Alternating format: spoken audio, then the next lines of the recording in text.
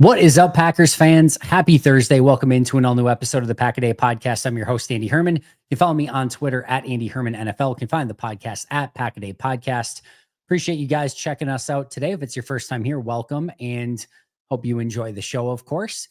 Today, we're going to be going over part 3 of our sort of roster series, if you will. Part 1 was kind of doing a 53-man roster prediction. That did that right after minicamp. You can go back and check that out if you want. Part 2 was right before I went on vacation and looking at what this Packers depth chart actually looks like, what it kind of like, what the order is, which players are in which spots, how it worked at minicamp and OTAs, how I think it might work moving forward, and where some of the weaknesses and the strengths are of the depth of this team. And today, part 3 is looking at this entire 90-man roster currently and reviewing which of these 90 players actually have a legitimate chance to make the 53, or if you want to view it a different way, sort of the avenues for each of these players to make the 53-man roster. So that's what we're going to be doing today as we kind of look at this Green Bay roster in its totality. We've looked at it in other ways as well. We looked at how they were built. We looked at which players are locks to make the roster, but today is sort of those avenues to get to the 53. We're going to go through position by position. We'll start with quarterback. This one's an interesting one. Jordan Love, obvious, is going to make the team. Malik Willis, obvious, is going to make the team. Really, the only way he wouldn't is if there was some sort of trade that Green Bay couldn't refuse. I do not see that happening in any way, shape, or form. So then you get to the conversation between Sean Clifford and Taylor Elgersma. We talked a little bit about this with Justice Mosqueda on yesterday's show. Clifford's the interesting conversation here. If you told me that a third quarterback made the 53, I think I would just say Elgersma found a way on the roster. I think it's actually harder to get to an avenue of finding a way for Clifford to make it as a third quarterback, barring injury. I think if there's an injury to either Willis or Love, you could probably pretty quickly get to a determination of, like, especially if it happened at like the end of preseason or right before the start of the season, where hopefully in this case, Love is still good to go. Willis is a little bit banged up and Elgersma's not ready. So therefore, Willis maybe is only going to be out for 2 weeks. You're not going to put him on an injured list or injured reserve. You keep Clifford on the 53 to back up for those 2 weeks, put Elgersma maybe on the practice squad, and that's probably Clifford's way of making the 53. Outside of that, it's really tough. The first way would just be for him to play amazing, which, by the way, I'm going to kind of leave out the rest of the way. If any of these 90 players just goes out and looks incredible, well, yes, that's a pathway to making the 53, right? But outside of something like that, he's clearly going to have to play well. But they've already released him once. And once you're a draft pick and you're already released, he didn't get claimed by anyone. He was on the practice squad. Nobody picked him up. Green Bay's going to feel pretty good that they can release him again, get him back on the practice squad if they want, or even if they lose him, they're probably not going to lose sleep over it. So I think Clifford's actually the toughest one outside of an injury or him just, again, balling out at an insane level to get to that level of making the 53-man roster. Elgersma, on the other hand, is new. He's fresh. He's a little bit more exciting. If he were to go out and just, again, play crazy in the preseason or just show that level of upside to the point where Green Bay felt like, hey, I don't know if we want to waive this guy, because if he gets claimed, we're actually going to be kind of bummed about it. If they would get a little bit trigger shy about putting him on waivers, that would be his way to make the 53. I think there's a chance, by the way, even if they do really like him, that he doesn't see much time in preseason. And you might think that's the reverse of what you would expect, right? If he's looking really good and you're excited about him, all right, well, clearly, let's get him out there. Let's get him more playing time. Let's play him ahead of Clifford. I think if they start sensing something that they might have something there in Elgersma, they may not want to showcase it to anybody else. And you're clearly not, thinking that you're going to need him this upcoming year. So getting them those extra reps or things like that are probably not at the front of your mind. So if they think they might have something, they may want to hide him a little bit more, not play him as much as in preseason, and hope that they can just waive him and get him back in the practice squad, not have to worry about it. But that to me is the more interesting one. I don't think Clifford has an easy path to the 53. I think Elgersma actually would have a more likely path if you said that there was a third quarterback. But in all likelihood, this is going to just be Jordan Love and Malik Willis. A running back, Josh Jacobs is on the 53. Marshawn Lloyd's on the 53. We know Wilson and Brooks have the ability to make it. And we've talked about in the past, their opportunity is just being the next guy up, right? If either of them beat out the other one, they're pretty much becoming a lock as the number 3 back. So their easiest path is just Wilson beating out Brooks or Brooks beating out Wilson and clearly being the number 3 guy, or even potentially the number 2 guy. They could still beat out Lloyd, but the third running back that could actually make the 53. If they keep 4, then both of them probably just make it. It gets tougher for Amar Johnson or Jalen White. Both of them are probably going to need either, again, an outstanding training camp, preseason, etc., or some injury luck to go their way. If that were to happen, I think they probably need 2, right? They probably need 2 injuries to Jacobs, Lloyd, Wilson, and Brooks. And they probably need to beat out the other one as well. So Amar Johnson needs to beat out Jalen White. Jalen White needs to beat out Amar Johnson. And they probably need 2 injuries. I think anything outside of that, it gets really difficult. Again, if one of them looks incredible and Green Bay keeps 4 running backs, well, then yeah, sure. If one of them beats out Brooks or Wilson, it could potentially happen. I just think that's very unlikely. Again, like I said earlier, if any of them play incredible, then you have a shot, right? Wide receiver, Dobbs, Reed, Wicks, Golden, clearly all have the opportunity to make it. Savion Williams is going to make it. Those 5 are locks, right? Barring a trade. McCole Hardman, Malik Heath, Bo Melton. The easiest way for any of them is to beat out the other 2. I think they'll keep 6 no matter what. I've tossed out the idea of keeping only 5 wide receivers because with Hardman, Heath, and Melton, I think you'll get 1 or 2 of those guys back on the practice squad, and that probably is good enough and suffices. But I think the more likely scenario is that they keep 6. I've also floated the idea of potentially keeping 7. But if there is 6 wide receivers that make it to begin with, I think it probably comes down to Hardman, Heath, and Melton. For Hardman to make it, his best avenue is being the primary punt returner. He goes out and has a Desmond Howard-esque moment in preseason, looks like a dynamic punt returner. He'll have a real chance to make it just on that alone. Malik Heath, I think, needs to show some progress as a true wide receiver, but he can also make it by, I think, being one of the best blocking wide receivers. You're already missing Watson, who's one of the best ones. Wicks is good, but then you kind of have this drop off at somebody who can go out and pick can down block on a linebacker and some of those things. He shows that he can be one of the best blocking receivers. That's a good opportunity for him to make the 53. And Bo Melton, if he can be that primary guy on all 4 special teams, punt coverage, punt return, kick coverage, kick return, he's going to have a chance. But if he shows that he can actually play some corner as well and kind of looks the part, it just gives him so much versatility. And it's really difficult to cut somebody who could potentially legitimately be a 5th wide receiver, a ace on special teams on all 4 units, and be a, true number 5 or 6 corner. If he shows he can be that is a extremely valuable piece. So those are avenues for each of those 3 to make the roster. The final 3, much tougher. Julian Hicks, Cornelius Johnson, and Sam Brown Jr. I think Sam Brown Jr.'s only chance is a practice squad spot. I don't think he has any real chance at the 53. Hicks and Cornelius Johnson have at least shown some upside on different occasions. I thought Hicks looked good in camp and preseason this past year. And I think, he was a little bit banged up in OTAs and mini camps. I think he'll have the opportunity to show himself again in training camp. And Cornelius Johnson had a really good mini camp. So those are at least more interesting players. I still think practice squad is the ceiling here.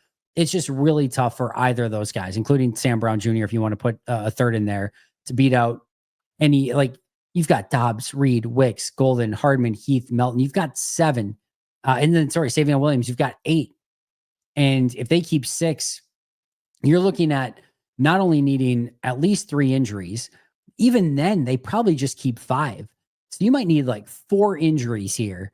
And then even at that point in time, you have to beat out the other 2 if you're Julian Hicks, Cornelius Johnson, and Sam Brown Jr. So very, very difficult for any of those 3 to make a run at the 53-man roster. Tight end, Kraft will make it. Musgrave will make it. I don't think Johnny Lumpkin has an avenue. He is a bigger guy. He's a blocking tight end. All right, let me put it this way. Johnny Lumpkin's avenue is just being a really, really good blocking tight end. If he just shows that he can be, I'm not talking like Mercedes Lewis here, but a small step below where Mercedes Lewis was. If he can show that, he'll at least have a chance. And it's not like Ben Sims or John Fitzpatrick or Messiah Swinson are in any unbelievable position to just be like, there's no way you could possibly beat those guys out. That would be his way. He's a bigger tight end. And if he shows some really great blocking ability, that would be his at least puncher's chance at the team. The other three, Fitzpatrick, Sims, and Swinson, blocking is going to be a huge part of it, but special teams is going to be a real avenue as well. I think those three are fighting for one spot. Again, John Fitzpatrick, Ben Sims, and Messiah Swinson. I think any of them can take it. I think any of them can get it. And I think it's totally up for grabs. So I think it's possible, but they're just going to have to go out. I think it's each of them have basically a 1/3 chance right now. Probably I'd put it Fitzpatrick, Sims, and Swinson in that order, but each of them can win that. And I think it is up for grabs. So go grab it, go take it. And the player that plays best out of those three should have a 53-man roster spot as a number 3 tight end. But they're just going to have to beat out the other two, and to a lesser extent, Johnny Lumpkin as well. All right, on the offensive line, this is where it gets interesting. Zach Tom clearly can make it and will make it as a starting best offensive lineman on the team. Rasheed Walker will make it as a potential starting left tackle. Jordan Morgan's going to make it, former first-round pick. Anthony Belton will make it, second-round pick. Aaron Banks, Sean Ryan, both making it clearly. Elton Jenkins, barring any sort of crazy contract stuff, he's going to make it. Jacob Monk, I think, is very much in the conversation as that potential next guy. He's not a lock to make it, but he'll have a real avenue to make the team. And then you get to, and I guess you could put Monk in this group as well. To me, it's Travis Glover, Jacob Monk, Donovan Jennings, Kadeem Telfort, and then maybe like a Tyler Cooper and John Williams as well, their 7th-round pick. You've got 6 guys. You probably have 2 to 3 spots for those 6 guys. And I think that's where there's going to be this really big battle for who can potentially make it. I think they have enough good players to keep 10 in this situation, meaning 10 overall offensive linemen. Even if that's the case, of those 6, you can only keep 3. Again, Kadeem Telfort, Travis Glover, Jacob Monk, Donovan Jennings, John Williams, and maybe somebody again like Tyler Cooper. And that's not even including a JJ Lippy, a Trey Hill, a Brant Banks, anyone like that. So 6 guys, 2 to 3 spots. And that, like I said, is going to be a real significant battle along the offensive line. And then I think JJ Lippy and Brant Banks probably just fighting for practice squad spots at this point. They have a serious uphill climb to try to make a 53-man roster. Not massively different than Tyler Cooper. I just thought Tyler Cooper was the best of those 3, and Green Bay clearly felt that way as well based on the signing bonus money that they gave to Cooper, or the guaranteed money that they gave to Cooper.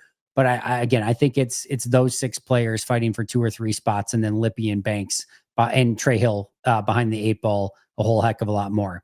Hey friends, I'm so excited to tell you about this new game-changing product that I've been using before a big night out. It's called Pre-Alcohol. Now, ZBiotics Pre-Alcohol Prebiotic Drink is the world's first genetically engineered prebiotic. It was invented by PhD scientists to tackle rough mornings after drinking. Here's how it works. When you drink, alcohol gets converted into a toxic byproduct in the gut.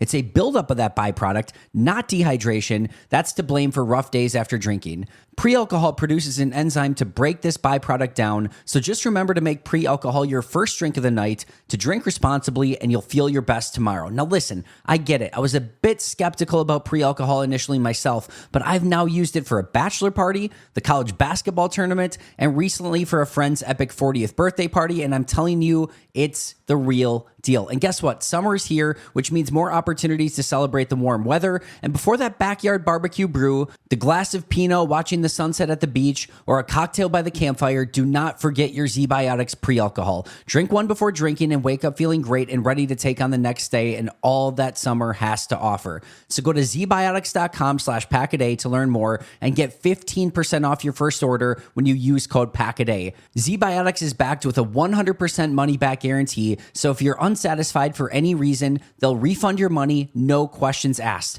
Remember to head to zbiotics.com/packaday and use code PACKADAY at checkout for 15% off. Make sure to support our sponsors and use that code PACKADAY. Defensive end, Rashawn Gary will make it. LVN will make it. I've talked about Kingsley Enagbare and the potential to release him, move on from him, etc.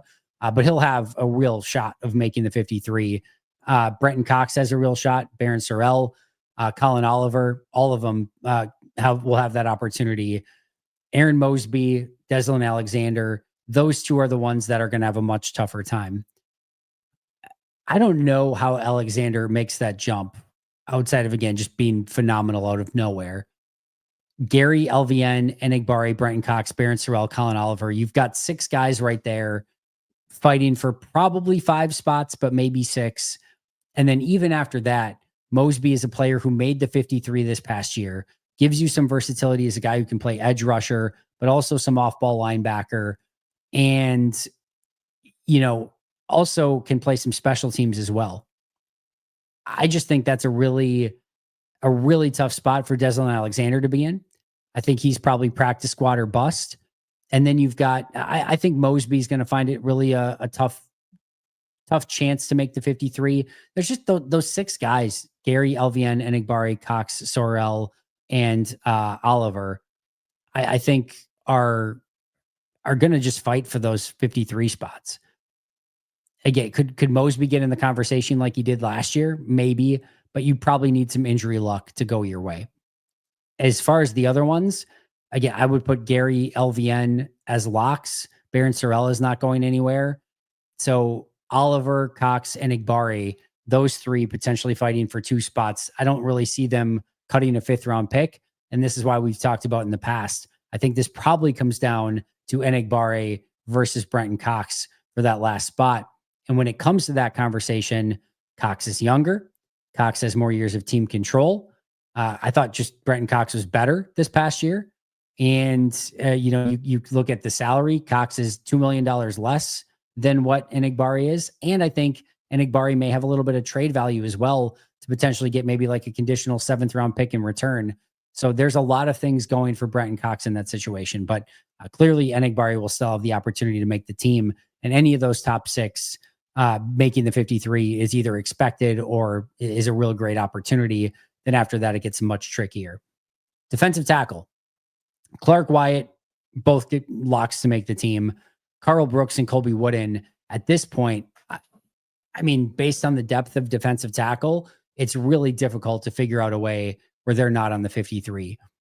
Warren Brinson, I think, is going to have a phenomenal chance to make the 53. Nasir Stackhouse, he just has to go and show that he can be a legitimately really good run defender and probably the backup nose tackle to Kenny Clark. Again, Wyatt's on the smaller side. Brooks is on the smaller side. I know Wooden put on weight, but he's still been a 3 technique his entire career. Warren Brinson, a little bit bigger, but still probably profiles a little bit more as kind of he can do both, but I think he's a little bit more of a 3 technique even than a nose tackle. Although, again, I think you can move him over. Stackhouse has that bulk and that strength. Even the next guys on the list that we're going to talk about, Stackhouse has that size advantage on them. So he just needs to go out and show that he can be a TJ Slayton type player. I think he's more in like that Jonathan Ford type category than a TJ Slayton, but he shows that he can go out and be a legitimately good run defender. That's his avenue to making the team. And I think he'll have a great opportunity to make it if he can actually show that. The next 4, James Esther, Nesta Jade Silvera, Cameron Young, and Keith Randolph. Outside of the fact that you've got only 6 guys, Clark, Wyatt, Brooks, Wooden, Brinson, and Stackhouse, and you probably keep 5. And Stackhouse is nowhere near, lock or anything like that to make the team. Outside of the depth just being a little bit thin at defensive tackle, it's a lot tougher to find an avenue for those 4 to make the team. So, probably some injuries and some good performances in preseason. I think that's the way. But even then, kind of as we talked about in some of these other positions, even if you said there was an opportunity for one of those 4 to make the team, it's a complete grab bag between which one of those 4 would potentially make the team. So you probably need some injury luck to go your way with the defensive tackles ahead of you. Stackhouse not to be it. Maybe Brinson struggles. And then you still have to beat out the other 3 guys between, again, James Esther, Nesta Jade Silvera, Cameron Young, and Keith Randolph. So we'll see how that would go. But I think those bottom 4 are going to find it very tough to try to make the 53. Linebacker's more interesting. Quay Walker's going to make it. Edrin Cooper's going to make it. McDuffie's going to make it. Simmons and Hopper both should make it. So you've got 5 guys right there that should be pretty, I don't want to say locked in entirely, but have a great chance to make the team. We have heard from Goody in the past that they would like to keep 6 linebackers. As we talked about with Justice yesterday, can you make that 6 linebacker in the aggregate out of Colin Oliver and maybe Kitano Ladapo, right? You could probably put Colin Oliver back as a strong side linebacker in some base personnel packages. You can probably put Kitano Ladapo as like a nickel linebacker in some, nickel, and probably not dime, but probably some passing situations, right? I'll put it that way. I don't know that you need another one here, but if you if you did decide to keep 6 linebackers, then you have an interesting battle between Christian Welch and Jamon Johnson. Christian Welch being a little bit older, being more of a special teams guy, not much upside, not much he's going to give you as a true linebacker, but has been in the system in the past, played in Green Bay in, preseason and training camp a year ago and showed pretty well. Again, not to mention having some real special teams ability also. That's his avenue to make the team. And certainly just for Welch, if he can go out and show that he's one of the best special teams players on the team, he'll have a real shot that way as well. For Jamon Johnson, again, they probably need to keep 6 linebackers or to have a little bit of injury luck. And then just to beat out Christian Welch. Special teams would be a huge opportunity for him in a way to do that. But he does have some upside as a linebacker as well. So if it comes down to a tiebreaker between Welch and Johnson, Johnson's younger, he's cheaper, he has more upside. There's a reason that you would keep him over Christian Welch in that situation. So if they do decide to keep 6 true linebackers, both of them will have a chance. Other than that, they probably need a little bit of injury luck to go their way. At corner, Nixon, Hobbs, and Valentine, they're going to all make it. And then after that, hey, go and grab a spot. Find your way onto the team. I don't care if you're Kamal Haddon, Micah Robinson, Kalen King, Gregory Jr., Tyron Herring, Isaiah Dunn. All of those players should be looking at that cornerback depth chart and saying, I have a shot at this thing. If I go out, ball out in training camp, preseason, show out on special teams, I've got a real chance to make the team. And that goes for all of those guys. So this is not one where it's just like a really difficult position to make. The depth is thin. Nobody's proven. And you've got 3 guys again at the top in Valentine, Hobbs, and Nixon who are all locks to make the team. And after that, go get that number 4 spot. Get that number 5 spot. Get that number 6 spot. Javon Bullard will play a factor in that as well. But there are real opportunities there at corner. And I think any of those guys, if I were in their shoes, I'd be saying, I got a real chance to go make this team. So go do it. I think it's a really fun one. It's a WWE style ladder match. There's 3 brass rings up there ready to go grab. And I want to see who comes down with it and really makes an effort to make it as a number, like the number 4 corner spot, number 4. Again, I get Javon Bullard could play a role here too, but a true number 4 corner is a play away from being potentially significantly involved in the down to down game situations on defense. Like there's so much opportunity there for somebody like Kamal Haddon, Micah Robinson, Kalen King to say this spot is mine. Again, even Gregory Jr., Tyron Herring, Isaiah Dunn should feel like they have that opportunity as well. So the opportunity is there. Go grab it. Let's see who ultimately comes down with it. Let's see. Safety. McKinney's going to make it. Williams is going to make it. Bullard's going to make it. I think Oladapo is going to make it. Zane Anderson's maybe a little bit more up for grabs, but he'll have a real opportunity. Special teams, clearly his main way onto the roster. But when he got the opportunity this past year, he looked good at safety as well. Then it gets really tough because you've got 5 guys already that you probably want to keep on the 53. Omar Brown is good. I think he's an interesting, fun football player. To me, the way that Omar Brown would have to make it is to show that he's better than Zane Anderson. And he's going to have to show that primarily on special teams. And then if things are equal, right? If you get down to, hey, we can only keep either Zane Anderson or Omar Brown, and Omar Brown makes it close from a play standpoint. Brown is younger, he's cheaper, and there are some advantage, and he has more years of team control. There's some real reasons to keep Omar Brown over Zane Anderson. That said, Zane Anderson just has been the better player. He's started and looked good. He's been great on special teams. Like Zane Anderson's just probably the guy that you want there. But I do think there's an avenue for Omar Brown. Jonathan Baldwin and Kaiser Brown, it gets a lot tougher. The first thing you need to do is beat out the other one. The second thing you need to do is beat out Omar Brown, and then probably show enough upside that they'd be willing to release Zane Anderson in that situation. And that's a tough path to get to. And even then, you're the fifth safety, right? Behind McKinney, Williams, Bullard, Oladapo, and there's not probably any playing time opportunity other than on special teams. So Baldwin and Brown have it much, much tougher. Kaiser Brown, Omar Brown, a very slight chance, but he would have to beat out Zane Anderson to get to that spot. McManus, Whalen, and Orzik all should make it at this point. Alex Hale, I guess, hope for an injury to Brandon McManus and go out and absolutely crush it in preseason and in training camp. That's probably your only chance. I don't see any other way. Clearly, he's not. I guess if McManus was just brutal, like he couldn't make anything, but that's a big cap hit to swallow.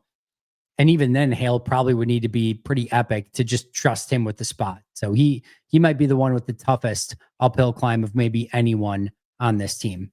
So that's where I'm at right now. Again, it's a really interesting kind of breakdown. The ones that I think are going to have a really tough time: Sean Clifford, Amar Johnson, and Jalen White, Julian Hicks, Cornelius Johnson, Sam Brown, Johnny Lumpkin, Brant Banks, JJ Lippy, Trey Hill, Deslin Alexander, probably Aaron Mosby as well, James Esther, Nesta Jade Silvera, Cameron Young, Keith Randolph at defensive tackle, Jonathan Baldwin and Kaiser Brown at safety, Alex Hale at kicker.